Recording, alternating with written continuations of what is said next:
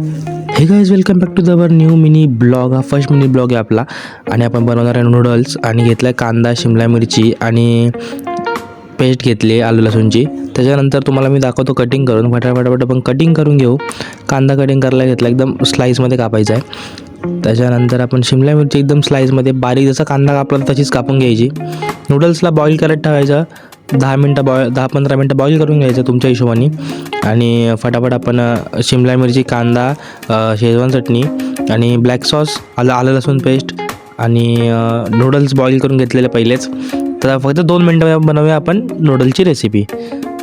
कढई ठेवली आहे, तेल घातलं. फटाफट आपण तेल घालून घेतलं आहे आणि कांदा घातला. कांदा थोडासा शॅलो फ्राय करून घ्यायचा. शिमला मिरची आणि कांदा पहिला टाकायचा, कारण का त्याला कच्चा असतो तो. मग त्याला फ्लेवर यायला पाहिजे, एक फ्लेवर नाही म्हणजे शिजला पाहिजे मेन तर, म्हणून तो परत पहिला टाकून घ्यायचं. त्याच्यानंतर आता आपण त्याच्यावर टाकलं आहे कांदा, नीट शॅलो फ्राय करून घेतला आहे. आणि ही फटाफट बनते रेसिपी म्हणून दाखवतो मी फर्स्ट टाईम. आणि आता आपल्या हिशोबाने मीठ टाकून घ्यायचं. अदरक लसूणची पेस्ट टाकली आहे, शेजवान चटणी टाकली आहे आता फटाफट आपण. त्याच्यानंतर आपण आता ब्लॅक सॉस टाकला आहे आणि झटकन बनते रेसिपी, काही टेन्शन नाही, काय नाही. त्याला फक्त असं हलवून घ्यायचं. त्याच्यानंतर नूडल्स घ्यायचे, टाकायचे. आणि जर का पूर्ण रेसिपी पाहिजे असेल तर माझ्या मेन चॅनलला सबस्क्राईब करा, लाईफ विथ चैतन्याला. मी ह्याच्यामध्ये लिंक देऊन टाकेन.